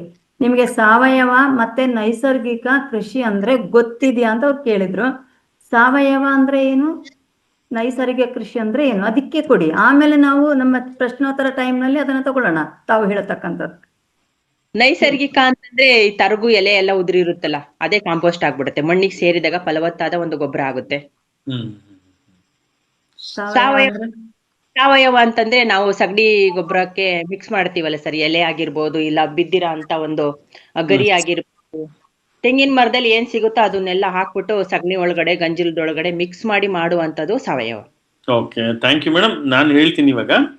ಸೊ ಮುಖ್ಯವಾಗಿ ಒಂದು ರೀತಿ ಅರ್ಥ ಮಾಡ್ಕೋಬೇಕು, ಸಾವಯವ, ನ್ಯಾಚುರಲ್ ಫಾರ್ಮಿಂಗ್. ಸಾವಯವ ಮೊದಲು ನ್ಯಾಚುರಲ್ ಫಾರ್ಮಿಂಗ್ ಹೇಳೋಣ. ನ್ಯಾಚುರಲ್ ಫಾರ್ಮಿಂಗ್ ಅಂದ್ರೆ ನಿಮ್ಮ ಭೂಮಿಯಲ್ಲಿ ಏನೇನು ಸಿಗುತ್ತೆ ಅದನ್ನ ಅಷ್ಟೇ ಬಳಸಬೇಕು, ಜೊತೆಗೆ ಒಂದು ದೇಸಿ ಹಸು ಇರಲೇಬೇಕು. ಅದು ಮಲ್ನಾಡ್ ಗಿಡ್ಡನೋ, ಸೈವಾಲೋ, ಅಥವಾ ಯಾವ್ದಾದ್ರು ಗಿರ್ ಆಗಿರ್ಬೋದು, ನಾಟಿ ಹಸು ಖಂಡಿತವಾಗಿ ಒಂದಿರಬೇಕು. ಅದನ್ನ ಬಳಸ್ಕೊಂಡು ನೀವು ಜೀವಾಮೃತ ಮಾಡಿಕೊಂಡು, ಆಮೇಲೆ ಜೀವಾಮೃತ ಆದಮೇಲೆ ಅದು ಬೀಜಾಮೃತ ಮಾಡಿಕೊಂಡು ಬಳಸಿ ಅಪ್ಲೈ ಮಾಡಬೇಕು. ಆ ತರಗು ಅದೆಲ್ಲ ಏನಿದೆಯಲ್ಲ ಅದನ್ನ ಫ್ಲೋಯಿಂಗ್ ಮಾಡೋಂಗಿಲ್ಲ ನ್ಯಾಚುರಲ್ ಫಾರ್ಮಿಂಗಲ್ಲಿ. ಯಾಕಂದ್ರೆ ನೀವು ಓಡಾಡೋಕ್ಕೆ ಎಲ್ಲ ಕಟ್ ಮಾಡ್ಕೋಬೋದು, ಅದಷ್ಟರಲ್ಲೇ ನೀವು ಮಾಡಬೇಕು. ಬೇರೆ ಹೊರಗಡೆ ಬೇರೆ ಮಾಡಿರೋನ್ನ ತಂದು ಹಾಕೋ ಆಗೋದಿಲ್ಲ ಸ್ಟ್ರಿಕ್ಟಾಗಿ ಮಾಡೋದಾದರೆ. ಉದಾಹರಣೆಗೆ ನಾನು 1 ಎಕರೆ ಜಮೀನು ಮಾಡ್ತೀನಿ, ಅದು ನ್ಯಾಚುರಲ್ ಫಾರ್ಮಿಂಗ್ ಮಾಡ್ತೀನಿ ಅಂದರೆ ನಾನು ಹೊರಗಡೆಯಿಂದ ಕೊಟ್ಟಿಗೆ ಗೊಬ್ಬರ ಆಗಲಿ ಅದೆಲ್ಲ ತಂದು ಹಾಕೋಂಗಿಲ್ಲ. ನ್ಯಾಚುರಲ್ ಫಾರ್ಮಿಂಗ್ ಅಂದರೆ ನೈಸರ್ಗಿಕ, ನಾನು ಏನು ಹೇಳ್ತಾ ಇದ್ದೀನಿ ಅಂದರೆ ಅದನ್ನು ಒಂದು ಹಸು ಕಟ್ಕೋಬೇಕು ಫಸ್ಟ್. ನಾನು ಹಸು ಕೊಡೋ ಗಂಜಲ ಗೊಬ್ಬರ ನಾಟಿದು ಅದನ್ನಷ್ಟೇ ಬಳಸ್ಕೊಂಡು ಆ ಭೂಮಿನ ಉದ್ಧಾರ ಮಾಡಬೇಕು. ಆದರೆ ಏನಪ್ಪ ವ್ಯತ್ಯಾಸ ಆರ್ಗ್ಯಾನಿಕ್ ಫಾರ್ಮಿಂಗ್ ಅಂದರೆ, ಈಗ ಆಲ್ರೆಡಿ ಬಸಪ್ಪನವರಾಗಿರ್ಬೋದು, ಲಕ್ಷ್ಮೀ ಮೇಡಮ್ ಆಗಿರ್ಬೋದು, ಅವ್ರು ಆಲ್ರೆಡಿ ಜಮೀನಲ್ಲಿ ಸಾಕಷ್ಟು ಕೊಟ್ಟಿಗೆ ಗೊಬ್ಬರ ಮಾಡಿದ್ದಾರೆ. ಅದು ದೇಸಿ ಹಸು ಆಗಿರ್ಬೋದು, ಸೀಮೆ ಹಸುನಾರು ಆಗಿರ್ಬೋದು, ಅದನ್ನು ತಗೊಂಬಂದು ನೀವು ಹೊರಗಡೆ ನಿಮ್ಮ ಭೂಮಿಗೆ ಹಾಕೋಬಹುದು. ಯಾವುದು? ಸಾವಯವ ಕೃಷಿಲಿ, ಆರ್ಗ್ಯಾನಿಕ್ ಫಾರ್ಮಿಂಗಲ್ಲಿ ಯಾವುದೇ ಒಂದು ಸರ್ಟಿಫೈಡ್ ಅನ್ನೋ ಗೊಬ್ಬರವನ್ನು ನೀವು ತಗೊಂಬಂದು ಹಾಕೋಬೋದು. ಬೀಜ ಕೂಡ ಹೊರಗಡೆಯಿಂದ ತಂದು ಹಾಕ್ಬೋದು. ಬಟ್ ನ್ಯಾಚುರಲ್ ಫಾರ್ಮಿಂಗಲ್ಲಿ ನೀವು ಖಂಡಿತವಾಗಿ ನಿಮ್ಮದೇ ಆದ ಗೊಬ್ಬರ ಮಾಡ್ಕೋಬೇಕು. ಅದು ಯಾವುದೋ ಯಾವುದು ಗಂಜಲ ಬಳಸ್ಕೊಂಡು ಜೀವಾಮೃತ ಮಾಡಬೇಕು. ಅದನ್ನ ಸುಮಾರು ಜನ ಗೊತ್ತಿರುತ್ತೆ ಜೀವಾಮೃತ ಮಾಡೋದು. ಬೇಕು ಅಂದ್ರೆ ನಾನು ಹೇಳ್ತೀನಿ ಅದನ್ನ ಲಾಸ್ಟಲ್ಲಿ ಯಾವ ಪ್ರಮಾಣದಲ್ಲಿ ಬಳಸಿ ಮಾಡಬೇಕು, 200 ಲೀಟರ್ ಹೇಗೆ ಡ್ರಮ್ಮಲ್ಲಿ ಮಾಡ್ಕೋಬೇಕು ಅನ್ನೋದನ್ನ. ಓಕೆನಾ? ಸೊ ನಿಮ್ದು ಒಂದು ವೆರಿ ಕ್ಲಿಯರ್. ಈಗ ಹೊರಗಡೆ ಇಲ್ದಂಗೆ ನೀವೇ ಮಾಡೋದು ನ್ಯಾಚುರಲ್ ಫಾರ್ಮಿಂಗ್, ಅಲ್ಲಿ ಓಡಾಡೋದು ಕಟ್ಟಿಂಗ್ ಎಲ್ಲ ಮಾಡಂಗಿಲ್ಲ, ಫ್ಲೋಯಿಂಗ್. ಆದರೆ ಆರ್ಗ್ಯಾನಿಕಲ್ ಫಾರ್ಮಿಂಗ್ ಅಲ್ಲಿ ಅವೆಲ್ಲ ಅಷ್ಟು ರಿಸ್ಟ್ರಿಕ್ಷನ್ಸ್ ಇಲ್ಲ. ಹಂಗಾಗಿ ಸಾವಯವ ಕೃಷಿ ಮಾಡೋದು ಬಹಳ ಈಸಿ, ಸುಲಭ. ಸಪೋಸ್ ನಾನಿವಾಗ ಒಂದು 5 ಎಕರೆ ರಿಟೈರ್ಡ್ ಆಗ್ತೀನಿ, ನಂಗೆ ಭಾಳ ಆಸಕ್ತಿ ಇದೆ, ನನ್ನ ಸ್ವಲ್ಪ ದುಡ್ಡು ಕೂಡ ಬರುತ್ತೆ, ನಾನು ಅದ್ರ ಮೇಲೆ ಜಾಸ್ತಿ ಡಿಪೆಂಡ್ ಆಗಿಲ್ಲ ಅಂದರೆ ಇಮಿಡಿಯೇಟಾಗಿ ಅವ್ರು ಯಾರೋ 5 ಎಕರೆ ಜಮೀನು ತಗೊಂಡಾಗ ನೀವು ಹಸು ಕಟ್ಟಾಕಿ ಅದನ್ನು ಹಾಲು ಕಡ್ದು ಅದ್ರ ಬರೋ ಗಂಧ ತಗೊಂಡು ಶುರು ಮಾಡ್ತೀನಿ ಅಂದರೆ ಅದು ಕಷ್ಟ. ಯಾವುದೇ ಒಂದು ಭೂಮಿನ ನೀವು ಸಾವಯವ ಅಥವಾ ನೈಸರ್ಗಿಕ ಕೃಷಿ ಮಾಡಬೇಕು ಅಂದರೆ 5 ರಿಂದ 6 ವರ್ಷ ಬೇಕು ಅದು ರಿಕವರ್ ಆಗಕ್ಕೆ. ಅದನ್ನು ಹಾಕಬೇಕು. ಆಲ್ರೆಡಿ ನೀವು 5-6 ವರ್ಷದಿಂದ ಮುಂಚೆನಿಂದ ಮಾಡ್ಕೊಂಬತ್ತಾ ಇದ್ರೆ ಮುಂದೆ ಇನ್ನೂ ಜಾಸ್ತಿ ಬೇಗ ಡೆವಲಪ್ ಆಗುತ್ತೆ. ಇಷ್ಟು ಮುಖ್ಯ ವ್ಯತ್ಯಾಸಗಳು. ಆಮೇಲೆ ಇನ್ನೊಂದು ಮುಖ್ಯವಾದದ್ದು ಯಾವುದಪ್ಪ ಅಂದರೆ, ನೀವು ಆರ್ಗ್ಯಾನಿಕಲಿ ಸರ್ಟಿಫೈ ಮಾಡಿಸ್ಬೋದು, ನ್ಯಾಚುರಲಿ ಸರ್ಟಿಫೈ ಇಲ್ಲ. ಅರ್ಥ ಆಗ್ತಿದ್ಯಾ ನಾನು ಹೇಳೋದು? ಅಂದರೆ ಈಗ ನನ್ನ ಪ್ರಾಡಕ್ಟ್ಸ್ ನನ್ನ ಜಮೀನಲ್ಲಿ ಬೆಳೆದಿರೋದು I can give organic certification, ಸಾವಯವ ಸರ್ಟಿಫಿಕೇಟ್ ಕೊಡ್ಬೋದು ಬೇರೆಯವ್ರಿಗೆ. ಅದೇ ನೀವು ನ್ಯಾಚುರಲ್ ಆಗಿ ಮಾಡಿದೀನಿ ಅಂತ ಮಾಡಿದ್ರೆ ಅದಕ್ಕೆ ಯಾವುದು ಸರ್ಟಿಫಿಕೇಟ್ ಕೊಡೋಕ್ಕಾಗಲ್ಲ. ಇಂಟರ್ನ್ ಎಗೈನ್ ಅದು ಆರ್ಗ್ಯಾನಿಕ್ ಸರ್ಟಿಫಿಕೇಶನ್ಗೆ ಹೋಗ್ಬೇಕು. ಈ ನ್ಯಾಚುರಲ್ ಸರ್ಟಿಫಿಕೇಶನ್ ಅಂದ್ರೆ ಯಾರಿಗೂ ಗೊತ್ತಿಲ್ಲ. ಉದಾಹರಣೆಗೆ ಯಶೋಧ ಮೇಡಮ್ ಅವರು ಯಾವುದೋ ಒಂದು ಗಂಧಲ ಬಳಸಿ ಅವರೇ ಒಂದು ಫಾರ್ಮುಲಾ ಮಾಡ್ಕೊಂಡು ಮಾಡ್ಬೋದು. ಅದ್ರಲ್ಲಿ ಅವ್ರು 1 ಲೀಟರ್ ಬಳಸ್ಬೋದು, ನಾನು 2 ಲೀಟರ್ ಹಾಕ್ಬೋದು. ಅದಕ್ಕೆ ಆದ ಒಂದು ಸ್ಟ್ಯಾಂಡರ್ಡ್ ಪ್ರೋಟೋಕಾಲ್ ಯಾರು ಫಾಲೋ ಮಾಡ್ತಾ ಇಲ್ಲ. ಆಮೇಲೆ ಅದನ್ನ ವ್ಯಾಲಿಡೇಟು ಮಾಡಿಲ್ಲ. ಈಗ ನಾನೊಂದು ಕೃಷಿ ಇಲಾಖೆಯಿಂದ ನ್ಯಾಚುರಲ್ ಫಾರ್ಮಿಂಗ್ ಮಾಡಿ ಅಂತ ಹೇಳಿದ್ರೆ ಇಷ್ಟೇ ಪ್ರಮಾಣದಲ್ಲಿ ಹಾಕಿ ಅಷ್ಟೇ ಪ್ರಮಾಣದಲ್ಲಿ ಹಾಕಿ ಅಂತ ಹೇಳಕ್ಕಾಗಲ್ಲ. ಯಾಕಂದ್ರೆ ಅದಕ್ಕೋಸ್ಕರ ಯಾವುದು ಪ್ಯಾಕೇಜ್ ಆಫ್ ಪ್ರಾಕ್ಟೀಸಸ್ ಇಲ್ಲ ನಮ್ಮಲ್ಲಿ. ಇನ್ನೊಂದು ಬಹಳ ಮುಖ್ಯವಾದ ಸುದ್ದಿ ಅಂದ್ರೆ, ನ್ಯಾಚುರಲ್ ಫಾರ್ಮಿಂಗ್ ಮಾಡೋದು ಈಗಿನ ಕೃಷಿ ಸ್ವಲ್ಪನೇ ಕಷ್ಟ. ನೀವೇನಾದ್ರೂ horticulture crops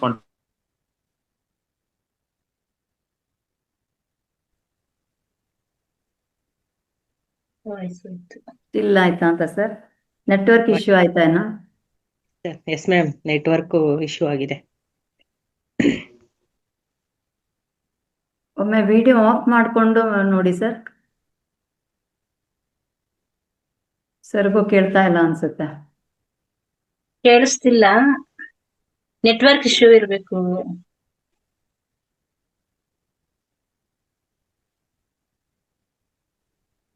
Gyanesh sir,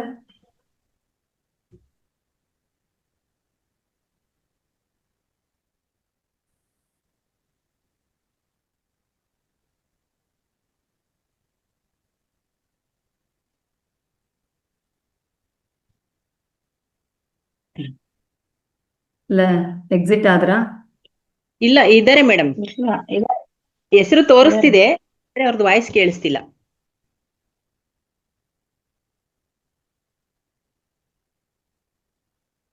mostly ಅದು ಕಾಲ್ ಬಂದಿದೆ ಮೇಡಮ್ ಅವ್ರಿಗೆ, ಹಂಗಾಗಿ ಇದಾಗಿದೆ, ಸ್ಟಿಲ್ ಆಗಿದೆ ಸರ್, ವಾಯ್ಸ್ ಬರ್ತದೆ. Okay okay okay. ಅವ್ರಿಗೆ ಯಾವ್ದೋ ಕಾಲ್ ಬಂದಿರ್ಬೇಕು ಮೇಡಮ್.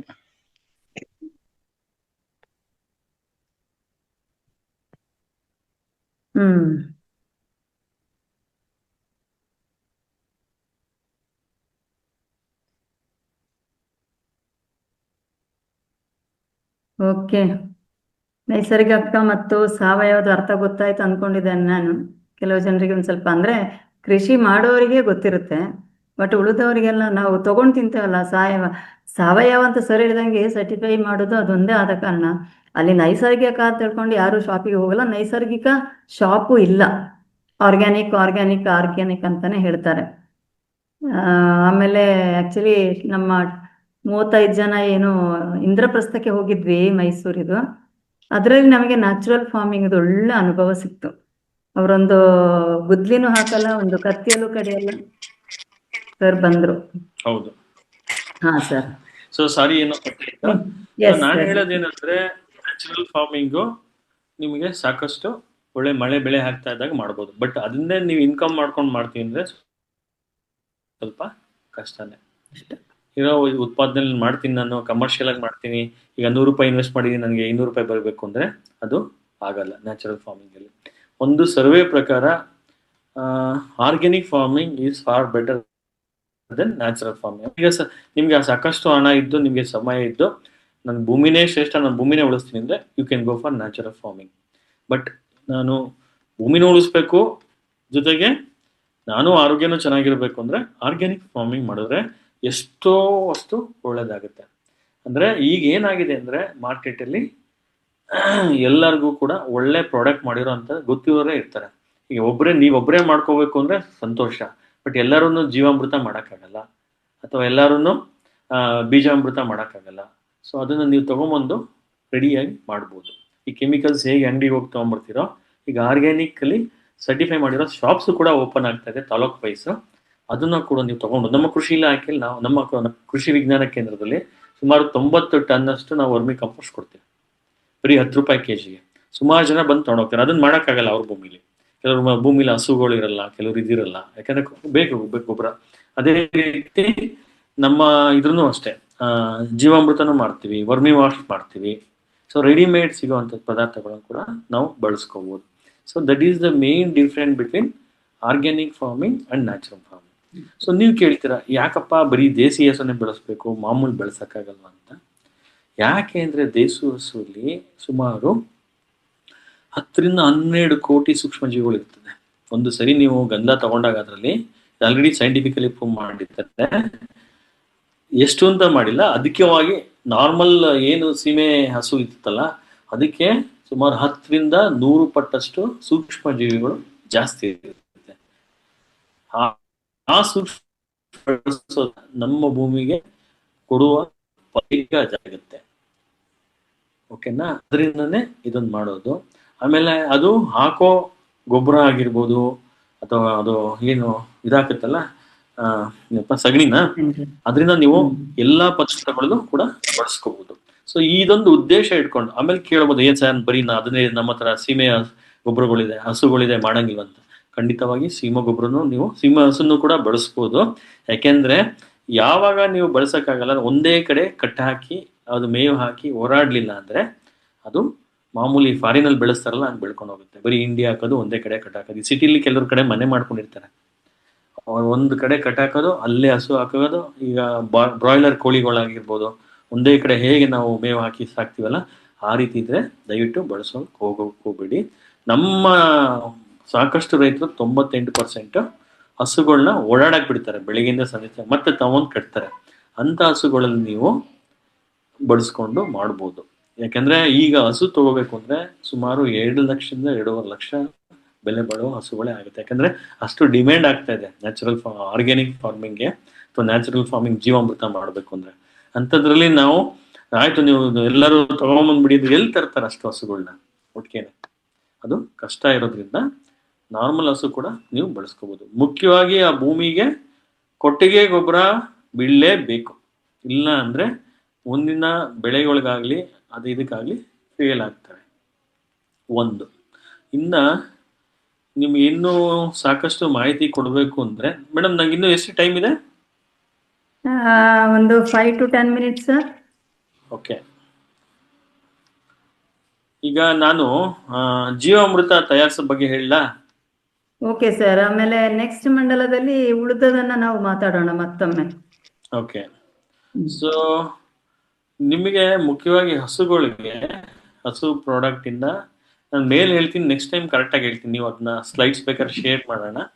Okay sir. ಸೊ ಜೀವ ಅಂದ್ರೆ ಒಂದು ಜೀವ ಕೊಡುವ ಅಮೃತ. ಅಮೃತ ನಮ್ಗೆ ಗೊತ್ತಿರೋದು, ಎಷ್ಟು ಚೆನ್ನಾಗಿ ಹೆಸರಿಟ್ಟಿದ್ದಾರೆ ನೋಡಿ.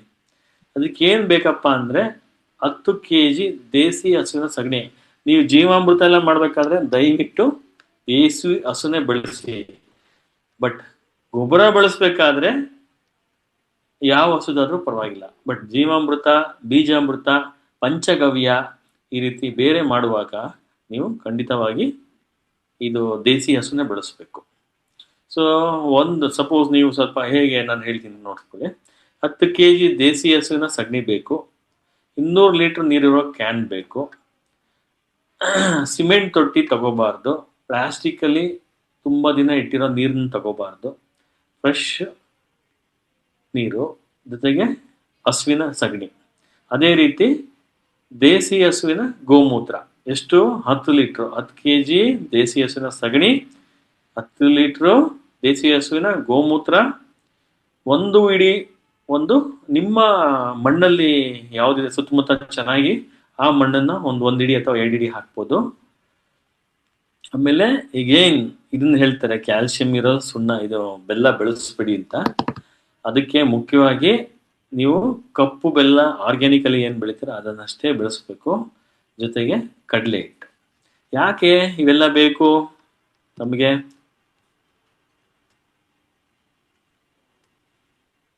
ಯಾರಾದ್ರೂ ಹೇಳೋರು ಹ್ಯಾಂಡ್ ರೈಸ್ ಮಾಡಿದ್ರೆ ಅನ್ಮ್ಯೂಟ್ ಮಾಡ್ತಾನೆ. ಇಲ್ಲ ನಾನೇ ಮಾತಾಡ್ತೀನಿ, ಅದು ಟೈಮ್. ಓಕೆ. ಸೊ ಮುಖ್ಯವಾಗಿ ನಮ್ಮ ಭೂಮಿಲಿರೋ ಸೂಕ್ಷ್ಮ ಜೀವಿಗಳು ಹೊಂದ್ಕೊಳ್ಳೋ ಅಂತರ ಅದಕ್ಕೇನೆ ನಾವು 1 ಅಥವಾ 2 ಇಡಿ ಮಣ್ಣು ಹಾಕ್ತೀವಿ. ಜೊತೆಗೆ ಸಗಣಿ ಬೆಲ್ಲ ಯಾಕೆ ಹಾಕ್ತೀವಿ ಅಂದ್ರೆ ಬೆಲ್ಲ ಒಂದು ಎನರ್ಜಿ ಕೊಡುತ್ತೆ. ಬೆಲ್ಲದಲ್ಲಿ ಏನಿದೆ? ಗ್ಲೂಕೋಸ್ ಇರುತ್ತೆ. ಅದು ಸುಕ್ರೋಸ್ ಕನ್ವರ್ಟ್ ಆಗಿ ಅದು ಈಸಿಯಾಗಿ ಪ್ಲಾಂಟ್ ಅಥವಾ ನಮಗೂ ಕೂಡ ಕಾಫಿ ಟೀ ಕುಡಿದಾಗ ಗ್ಲೂಕೋಸ್ ಜಾಸ್ತಿ ಆದಾಗ ಗ್ಲೂಕೋಸ್ ಜಾಸ್ತಿ ಆಯ್ತು, BP ಜಾಸ್ತಿ ಆಯ್ತು, ಸಾರಿ ಶುಗರ್ ಜಾಸ್ತಿ ಆಯ್ತು ಅಂತೀವಲ್ಲ ವಿತೌಟ್ ಕುಡಿದ್ರೆ, ಅದೇ ರೀತಿ ಅದಕ್ಕೊಂದು ಎನರ್ಜಿ ಕೊಡುತ್ತೆ ಸೂಕ್ಷ್ಮ ಜೀವಿಗಳಿಗೆ. ಕಡಲೆ ಹಿಟ್ಟು ಯಾಕೆ ಹಾಕ್ಬೇಕು ಅಂದ್ರೆ ಅದರಲ್ಲಿ ಪ್ರೋಟೀನ್ ಅಂಶ ಇರುತ್ತೆ. ಈ ಮೂರನ್ನು ಬಹಳ ಇಂಪಾರ್ಟೆಂಟ್. ಇದನ್ನ ಕಲಸಿ ಸುಮಾರು 7 ರಿಂದ 15 ದಿನದಲ್ಲಿ ಬಳಸಿ, ಕೆಲವರು ಫಿಲ್ಟರ್ ಮಾಡಿಬಿಟ್ಟು ಡೈರೆಕ್ಟ್ ಫರ್ಟಿಗೇಷನ್ ಡ್ರಿಪ್ ಇರಿಗೇಷನ್ ಕೊಡ್ಬೋದು. ಅಥವಾ ಇನ್ನೊಂದು ಇತ್ತೀಚೆಗೆ ಬಹಳ ಪ್ರಚಲಿತ, ನನ್ನ ಫೇವರೇಟ್ ಸಬ್ಜೆಕ್ಟ್ ಅಂದ್ರೆ ಆರ್ಟಿಫಿಷಿಯಲ್ ಇಂಟೆಲಿಜೆನ್ಸ್ ಬಳಸಿ ಕೃಷಿ ಹೇಗೆ ಮಾಡ್ಬೋದು. ಅದು ಆರ್ಗ್ಯಾನಿಕ್ ಅರ ಮಾಡಿ, ನ್ಯಾಚುರಲ್ ಅರ ಮಾಡಿ. ಯಾಕೆ ಉದಾಹರಣೆಗೆ ರೇವತಿ ಮೇಡಮ್ ಇಲ್ಲಿ ಕೂತಿದ್ದಾರೆ, ಅವ್ರು ಏನೋ ಒಂದು ಮೀಟಿಂಗ್ ಹೋಗ್ತಾ ಇದಾರೆ, ಕೆಲಸ ಮಾಡಕ್ ಟೈಮ್ ಇಲ್ಲ. ಈಗ ನಮ್ಮಲ್ಲಿ ತುಂಬಾ ಕಷ್ಟ ಇರೋದು ಯಾವ? ಲೇಬರ್. ಆಮೇಲೆ ಎಷ್ಟು ಪ್ರಮಾಣದಲ್ಲಿ ಗೊಬ್ಬರ ಹಾಕ್ಬೇಕು ನಮ್ಗಾಗಲ್ಲ. ಸೊ ಇದನ್ನೆಲ್ಲ ಓವರ್ಕಮ್ ಮಾಡ್ಬೇಕು ಅಂದ್ರೆ ಯಾವುದು? ಪ್ರಿಸಿಷನ್ ಫಾರ್ಮಿಂಗ್ ಅಂದ್ರೆ ಸರಿಯಾದ ಪ್ರಮಾಣದಲ್ಲಿ ಎಷ್ಟು ಕೆಮಿಕಲ್ಸ್ ಕೊಡಬೇಕು, ಅಥವಾ ಸಾರಿ ಎಷ್ಟು ಗೊಬ್ಬರ ಕೊಡಬೇಕು, ಅಥವಾ ಎಷ್ಟು ನೀರನ್ನು ಕೊಡಬೇಕು, ಯಾಕೆಂದ್ರೆ ಈ ನೀರು, ಗೊಬ್ಬರ ಎಲ್ಲ ರಿಸೋರ್ಸಸ್ ಇದೆಯಲ್ಲ ಬಹಳ ಲಿಮಿಟೆಡ್. ಮುಂಬರೋ ದಿನದಲ್ಲಿ ನೀವೆಲ್ಲ ಹೇಗೆ, ಈಗ ಒಂದು ಉದಾಹರಣೆ ಕೊಡ್ತೀನಿ. ಒಂದು KG ಭತ್ತ ಬೆಳೆಯೋಕೆ ನಿಮಗೆ ಸುಮಾರು 5,000ದಿಂದ 10,000 ಲೀಟರ್ ಬೇಕು. ಸಣ್ಣ ಭತ್ತ ಬೆಳೆಯೋರಿಗೆ 10,000 ಲೀಟರ್, ದಪ್ಪ ಬೆಳೆಯೋರಿಗೆ 5,000 ಲೀಟರ್ ಬೇಕು. ಅದನ್ನೇ ನೀವು ಬಿಸ್ಲರಿ ಬಾಟ್ಲು ಕೊಂಡ್ಕೊಂಡು 10,000 ಲೀಟರ್ನ ಅಥವಾ 5,000 ಲೀಟರ್ 1 KG ಭತ್ತ ಬೆಳಿಬೋದಾ? ಮ್ಯಾಕ್ಸಿಮಮ್ 60, ನಿಮಗೆ 35 ರೂಪಾಯಿನ 40 ರೂಪಾಯಿ ಸಿಗ್ಬೋದು. ಆದರೆ ಎಷ್ಟು ಬಾಟ್ಲಲ್ಲಿ ನೀವು ಬಳಸೋದು? 5,000 ಲೀಟ್ರ್. ಒಂದು ಬಾಟ್ಲಿಗೆ 10 ರೂಪಾಯಿಗೆ ಹಾಕೊಂಡ್ರು ಅದು ಎಲ್ಲಿಗೆ ಹೋಗುತ್ತೆ ನೋಡಿ. ಸೊ ಅದೇ ರೀತಿ ಈ ಪ್ರಮಾಣದಲ್ಲಿ ಕಡಿಮೆ ಆಗಬೇಕಾದಾಗ ನಾವು ಏನು ಮಾಡ್ತಾ ಇದ್ದೀವಿ,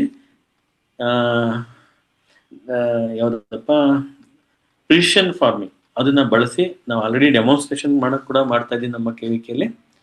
ಸೊ ಅದು ಕೂಡ ನೀವು ಆರ್ಗ್ಯಾನಿಕ್ ಮಾಡ್ಬೋದು, ಇದರ ಮಾಡ್ಬೋದು, ಪ್ರಮಾಣದಲ್ಲಿ ಆಗ್ಬೋದಾ?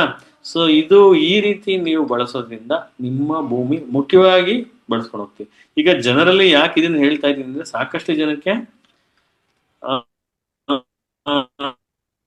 ಆರ್ಗ್ಯಾನಿಕ್ ಫಾರ್ಮ್ ಅಂತ ಅರಿವಿರುತ್ತೆ, ಬಟ್ ಕನ್ಫ್ಯೂಸ್ ಆಗ್ಬಿಡ್ತಾರೆ ನ್ಯಾಚುರಲ್ ಫಾರ್ಮಿಂಗ್ ಆರ್ಗ್ಯಾನಿಕ್ ಫಾರ್ಮಿಂಗ್ ಯಾರು ಮಾಡ್ಬೇಕು ಅಂತ. ಅದಕ್ಕೆ ಏನ್ ಮಾಡ್ಬಿಟ್ಟಿದ್ದಾರೆ, ಈಗ integrated organic and natural farming ಮಾಡ್ಬಿಟ್ಟಿದ್ದಾರೆ. ಇವಾಗ ನ್ಯಾಚುರಲ್ ಮಾಡಿ, ಆರ್ಗ್ಯಾನಿಕ್ ಮಾಡಿ, ಒಟ್ಟಲ್ಲಿ ನಿಮ್ಮ ಭೂಮಿಲಿ ಅದು chemical free agriculture is known as organic farming ಅಷ್ಟೇ. ನೀವು ಗೊಬ್ಬರದ ಕೆಮಿಕಲ್ಸ್ ಹಾಕ್ಬೇಡಿ, ಔಷಧಿ ಸ್ಪ್ರೇ ಮಾಡಬೇಡಿ, ಜೊತೆಗೆ ನಿಮ್ಗೆ ಗೊತ್ತಿಲ್ಲದ ಪದಾರ್ಥಗಳು ಭೂಮಿಗೆ ಹಾಕ್ಬೇಡಿ ಅಷ್ಟೇ. ಜೊತೆಗೆ ಇನ್ನೊಂದು ಟರ್ಮ್ ಬಹಳ ಫೇಮಸ್ ಆಗಿದೆ, ಸಾರಿ ಪ್ರಿಸಿಷನ್ ಫಾರ್ಮಿಂಗ್ ಏನಂದ್ರೆ, ನನಗೆ ನಿಖರವಾಗಿ ಒಂದ್ ದಿನಕ್ಕೆ ಎಷ್ಟು ಲೀಟರ್ ಬೇಕು? 3 ಲೀಟರ್, 4 ಲೀಟರ್. ಹೌದಾ? ಸಾರಿ ಮೇಡಮ್, ಆಕ್ಚುಲಿ ತಾವ್ ಆ ಕಡೆ ಈ ಕಡೆ. ಹೌದಾ? ಓಕೆ ಸರ್, ಮಾತಾಡಿ. ಇವಾಗ ಪರವಾಗಿಲ್ವಾ? ಎಸ್ ಸರ್, ಇವಾಗ ಪರವಾಗಿಲ್ವಾ ಮೇಡಮ್? ಪರವಾಗಿಲ್ಲ, ಹೇಳಿ ಸರ್. ಸೊ ಎಷ್ಟು ಪ್ರಮಾಣದಲ್ಲಿ ಬೇಕೋ ಅಷ್ಟೇ ಕೊಡೋದು. ಒಂದು ದಿನಕ್ಕೆ ಒಂದು ತೆಂಗಿನ ಮರಕ್ಕೆ 50 ಲೀಟರ್ ನೀರು ಬೇಕು ಅಂದ್ರೆ 50 ಲೀಟರ್ ಅಷ್ಟೇ ಕೊಡೋದು. ಯಾಕಂದ್ರೆ ಅಲ್ಲಿ ಸೆನ್ಸರ್ ಸಿಟ್ ಇರುತ್ತೆ, ಆ ಮಾಯಿಶ್ಚರ್ ಲೆವೆಲ್ ರೀಚ್ ಆಯ್ತು ಅಂದ್ರೆ ಆ ಸೆನ್ಸರ್ ಬೋರ್ವೆಲ್ನ ಆಫ್ ಮಾಡ್ಬಿಡುತ್ತೆ. ಅದೇ ರೀತಿ ಮಳೆ ಆಯ್ತಪ್ಪ ಏನಾಯ್ತು ಅಂದ್ರೆ ಅದು ಸ್ಟಾರ್ಟೇ ಆಗಲ್ಲ. ಈಗ ಆಲ್ರೆಡಿ ನೀರಿರೋದ್ರಿಂದ ಮೋಟರ್ ಆನ್ ಆಗಲ್ಲ, ನಿಮಗೆ ಒಂದು ಲೇಬರ್ ಪ್ರಾಬ್ಲಮ್ ಸಾಲ್ವ್ ಆಯ್ತು. ಜೊತೆಗೆ ಎಲ್ಲೆಲ್ಲಿ ಸೆನ್ಸರ್ಸ್ ಇಟ್ಟಿರ್ತೀವಿ ಅಲ್ಲಿ ಆಲ್ರೆಡಿ ಗೊಬ್ಬರ ಮೆಜರ್ ಮಾಡ್ತಾ ಇರುತ್ತಲ್ಲ, ನೈಟ್ರೋಜನ್ ಎಷ್ಟಿದೆ, ಪೊಟ್ಯಾಷಿಯಂ ಎಷ್ಟಿದೆ. ಅವಾಗ ಆಲ್ರೆಡಿ ನೈಟ್ರೋಜನ್ ಜಾಸ್ತಿ ಇದ್ರೆ ನೀವು ಆ ಭಾಗದಲ್ಲಿ ಗೊಬ್ಬರ ಕೊಡೋ ಅವಶ್ಯಕತೆನೇ ಇಲ್ಲ. ಸೊ ಈ ರೀತಿ ಒಂದು ಒಳ್ಳೊಳ್ಳೆ ಬೆಳವಣಿಗೆಗಳು ಕೃಷಿಲಿ ಆಗ್ತಾ ಇದೆ. ಅದು ನಾವು ನೀವೆಲ್ಲ ನೋಡಿರ್ಬೇಕು. ಈಗ ChatGPT, ಆಮೇಲೆ ಡಿಜಿಟಲಿ ನಾವು ಏನೇನು ಮಾಡ್ತಾ ಇದೀವಿ, ಎವ್ರಿ ಡೇ ಇಂಪ್ರೂವ್ ಆಗ್ತಾ ಇದೆ. ಇದೆಲ್ಲ ಕಾರಣ ಆರ್ಟಿಫಿಷಿಯಲ್ ಇಂಟೆಲಿಜೆನ್ಸ್, ಕೃತಕ ಬುದ್ಧಿ ಬಳಸ್ಕೊಂಡು ನಮ್ಮ ಬುದ್ಧಿನ ಮಿಷಿನ್ಗೆ ಹಾಕೋದು, ಅದು ಥಿಂಕ್ ಮಾಡೋಕೆ ಶುರು ಮಾಡುತ್ತೆ. ಸಿಂಪಲ್ ಆಗಿ ಹೇಳ್ಬೇಕು ಅಂದ್ರೆ, ಒಂದು ವ್ಯಾಕ್ಯೂಮ್ ಕ್ಲೀನರ್ ತಗೋತೀರ ನಿಮ್ಮ ಮನೆಗೆ, ಫಸ್ಟ್ ಮಾಡ್ತಾರೆ ಅಂದ್ರೆ ಅದೊಂದು ಮಾಡೆಲ್ ಬೇಸಿಸ್ ಮೇಲೆ ಮಾಡಿರ್ತಾರೆ. ಅದು ಎಲ್ಲ ನಿಮ್ಮ ಸೋಫಾ ಮನೇಲೆಲ್ಲ ಡ್ಯಾಶ್ ಹೊಡೆದು ಒಂದು ಅಭ್ಯಾಸ ಆಗುತ್ತದೆ. ಈಗ ನಾವು ಕಣ್ಣಿಗೆ ಬಟ್ಟೆ ಕಟ್ಕೊಂಡು ಹೆಂಗೆ ಓಡಾಡ್ತೀವೋ ಅದು 1 ವಾರದಲ್ಲಿ ಅದಕ್ಕೆ ಅಭ್ಯಾಸ ಆಗ್ಬಿಡುತ್ತೆ. ಇಂತಿದ್ದ ಕಡೆ ಇಲ್ಲೇ ಇದೆ, ನಾನು ಈ ಕಡೆ ಹೋಗ್ಬಾರ್ದು, ಇದಿಷ್ಟೇ ಕ್ಲೀನ್ ಮಾಡಬೇಕು, ಇಲ್ಲಾಂದ್ರೆ ಅಲ್ಲಿ ಹೋದ್ರೆ ಕಾಲಲ್ಲಿ ಒದಿತಾರೆ, ಈ ಕಡೆ ಸೈಡ್ಗೆ ಹೋಗ್ಬೇಕು ಅಂತ 1 ವಾರದಲ್ಲಿ ತಾನಾಗಿ ತಿಳ್ಕೊಂಡು ನೆಕ್ಸ್ಟ್ ಅದೇ ಅಡಾಪ್ಟ್ ಮಾಡ್ಕೊಳ್ಳುತ್ತೆ. ಅದನ್ನೇ ಕೃತಕ ಬುದ್ಧಿನ ನಾವು ಹೆಂಗೆ ಒಬ್ಬರು ಮನೆಗೆ ಹೋದ್ರೆ ಅವ್ರು ಹೆಂಗೆ ಅನುಸರಿಸ್ಕರಣೆ ಮಾಡ್ತೀವೋ ಅದೇ ಮಾಡ್ತೀವಿ. ಅದೇ ರೀತಿ ಭಾಷೆ ಹೆಂಗೆ ಅಂದ್ರೆ, ಸಿಂಪಲ್ ಆಗಿ ಹೇಳ್ಬೇಕು ಅಂದ್ರೆ, ಒಂದು ಮಗು ಅವಾಗ ತಾನೇ ಆಗಿದ್ದು ಅದು ಡೈರೆಕ್ಟ್ ತಾಯಿ ಮುಖನೇ ನೋಡ್ತಾ ಇರ್ತೀನಿ, ಎಲ್ಲೂ ನೋಡಲ್ಲ. 1 ವಾರ ಆದ ತಕ್ಷಣ ನಮ್ಮ ಅಮ್ಮನೇ ಹಾಲು ಕೊಡೋದು, ನನಗೆ ಅವರೇ ನೋಡ್ಕೊಡೋದು ಅಂತ ಯಾವಾಗಲೂ ಅಮ್ಮನ ನೋಡ್ಕೊಂಡೆ ಹೇಳೋದು. ಬೇರೆ ಅಪ್ಪ ಬರ್ಲಿ, ಅಜ್ಜಿ ಬರ್ಲಿ, ನೆಂಟರು ಬಂದ್ರು, ಯಾರು ಬಂದ್ರು ಆ ಕಡೆ ತಲೆ ಹಾಕಲ್ಲ, ಯಾಕಂದ್ರೆ ಅಷ್ಟು ಗೊತ್ತಾಗ್ಬಿಡೋದು. ಅದೇ ರೀತಿ ನಾವು ಕೃತಕ ಬುದ್ಧಿನ ಟ್ರೈನ್ ಮಾಡ್ತೀವಿ. ನೀವು ಹಿಂಗೆ ಮಾಡಿದ್ರೆ ಒಳ್ಳೇದು, ಹಿಂಗೆ ಮಾಡ್ಬೇಕು ಅಂತ. ಸೊ ಈ ರೀತಿ ಬಳಸ್ಕೊಂಡು ನಾವು ಇನ್ನೂ ಚೆನ್ನಾಗಿ ವ್ಯವಸಾಯ ಮಾಡ್ಬೋದು. ಸೊ ಇಷ್ಟು ನಾನು ಜಸ್ಟ್ ಒಂದು ಮಹತ್ವ ಹೇಳಿದ್ದೀನಿ. ಆರ್ಗ್ಯಾನಿಕ್ ಅಂದ್ರೆ ಏನು, ನ್ಯಾಚುರಲ್ ಅಂದ್ರೆ ಏನು, ಜೊತೆಗೆ ಎರಡೂ ಸೇರ್ಸ್ ಮಾಡೋದು ತೊಂದರೆ ಇಲ್ಲ. ಇನ್ನು ಕೆಮಿಕಲ್ ಬಳಸಿದ್ರೆ ಇಂಟಿಗ್ರೇಟೆಡ್ ನ್ಯೂಟ್ರಿಯೆಂಟ್ ಮ್ಯಾನೇಜ್ಮೆಂಟ್ ಅಂತೀವಿ, INM ಅಂತ. ಕೊಟ್ಟಿಗೆ ಗೊಬ್ಬರನೂ ಹಾಕಬೇಕು, ಸಾಲಿಲ್ಲ ಕೆಲವು ಎಲ್ಲರಿಗೂ ನಾವು ಅಡಾಪ್ಟ್ ಮಾಡೋಕ್ಕಾಗಲ್ಲ. ಈಗ ಒಟ್ಟಿಗೆನೆ ಎಲ್ಲರ ಮನೇಲೂ ಪಾಯಸ ಮಾಡಿದ್ರೆ ಪಾಪ ಎಲ್ಲಿ ತರ್ತಾರೆ, ಬೆಲ್ಲ ತಗೊಂಬಂದು ಎಲ್ಲರೂ. ಕೊನೆಗೆ ಅದಕ್ಕೆ ಡಿಮ್ಯಾಂಡ್ ಆಗಿ ಹೊಡೆದಾಟನೇ ಆಗ್ಬಿಡುತ್ತೆ ಆಮೇಲೆ, ಹೌದಲ್ವಾ? ಅದು ಸ್ಟಾಕ್ ಇದ್ರೆ ಪರವಾಗಿಲ್ಲ. ಅಂದ್ರೆ ನಾನು ಹೇಳೋದು, ಆ ಊರಲ್ಲಿ, ಆ ಹಳ್ಳಿಲಿ, ಒಂದು ಹಳ್ಳಿ ಪೆಟ್ಟಿಗೆ ಅಂಗಡಿಲಿ ಇಷ್ಟು ಸಿಗ್ತಾ ಇದ್ದಾಗ ನಾವು ಆರ್ಡರ್ ಮಾಡೋದೆಲ್ಲ ಬಿಟ್ಬಿಡಿ. ಜನರಲ್ ಆಗಿ ಸೊ ಹಂಗಾಗಿ ನಾವು ಯಾವುದನ್ನು ಕೂಡ ಸ್ಟ್ರಿಕ್ಟಾಗಿ ರೆಕಮೆಂಡ್ ಮಾಡಲ್ಲ. ಇಂಟಿಗ್ರೇಟೆಡ್ ನ್ಯಾಚುರಲ್ ಫಾರ್ಮಿಂಗ್ ಅಥವಾ ಇಂಟಿಗ್ರೇಟೆಡ್ ನ್ಯೂಟ್ರಿಯೆಂಟ್ ಮ್ಯಾನೇಜ್ಮೆಂಟ್ ಅಂತೀವಿ. ಆ ನ್ಯೂಟ್ರಿಯೆಂಟ್ಸ್ ಎಷ್ಟು ಬೇಕು, ನಮ್ಮಲ್ಲಿ ಶಕ್ತಿ ಇಲ್ಲ ಆರ್ಗ್ಯಾನಿಕಲ್ಲಿ ಕೊಡೋಕ್ಕಾಗದಾಗ ಕೆಮಿಕಲ್ಲು ಕೊಡ್ಬೋದು. ಅದನ್ನು ಎಷ್ಟು ಪ್ರಮಾಣದಲ್ಲಿ ಕೊಡ್ಬೇಕು ಅಷ್ಟೇ ಕೊಡಬೇಕು, ಜಾಸ್ತಿ ಕೊಡೋಂಗಿಲ್ಲ. ಜಾಸ್ತಿ ಕೊಟ್ಟರೆ ನಮಗೆ ಡಿಸ್ಅಡ್ವಾಂಟೇಜಸ್ ಜಾಸ್ತಿ ಹೊತ್ತು ಅಡ್ವಾಂಟೇಜಸ್ ಜಾಸ್ತಿ ಇಲ್ಲ. ಸೊ ಇನ್ನೊಂದು ಟರ್ಮ್ ಇದೆ, IAID ಇಂಟಿಗ್ರೇಟೆಡ್ ಡಿಸೀಸ್ ಮ್ಯಾನೇಜ್ಮೆಂಟ್ ಅಂತ. ಸುಮಾರು ಜೀವಾಮೃತ ಬ್ರಹ್ಮಾಸ್ತ್ರ ಅಂತ ಒಂದು 3-4 ಎಲೆನ ರುಬ್ಬಿ ಮಾಡ್ತಾರೆ. ಅದೇ ರೀತಿ ನೀಮಾಸ್ತ್ರ ಅಂತ ಮಾಡ್ತಾರೆ, ಬೇವಿನ ಹಿಂಡಿ ಕಷಾಯ ಮಾಡ್ತಾರೆ. ಸೊ ಈ ರೀತಿ ನಾನಾ ರೀತಿ ಕಷಾಯಗಳು ಮಾಡ್ತಾರೆ. ಅದನ್ನು ಕೂಡ ಬೆಳೆಸ್ಕೊಂಡು ಅದಕ್ಕೂ ಹೋಗ್ಲಿಲ್ಲ ಸ್ವಲ್ಪ ಕೆಮಿಕಲ್ ಬಳಸ್ಕೊಂಡು ಮಾಡಬೇಕು.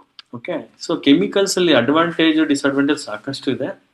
ಆದಷ್ಟು ಕಡಿಮೆ ಬಳಸಿದ್ರೆ ಒಳ್ಳೇದು. ಏನಾಗಿದೆ ಅಂದ್ರೆ ನಮ್ಮಲ್ಲಿ LD ವ್ಯಾಲ್ಯೂ ಅಂತ ಒಂದಿರುತ್ತೆ, ಲೀಥಲ್ ಡೋಸ್ ಅಂತ. ಅಂದ್ರೆ ಉದಾಹರಣೆಗೆ ಎಕ್ಸಾಂಪಲ್ ಹೇಳಿದ್ ನಾನು, ಒಬ್ಬ ಮನುಷ್ಯ ಒಂದು ವಿಷ ಕುಡಿದ್ರೆ ಎಷ್ಟು ಸಾಯಬೇಕು ಅನ್ನೋದು 10 ml ವಿಷ ಕುಡಿದ್ರೆ ಅವನು ಸಾಕು.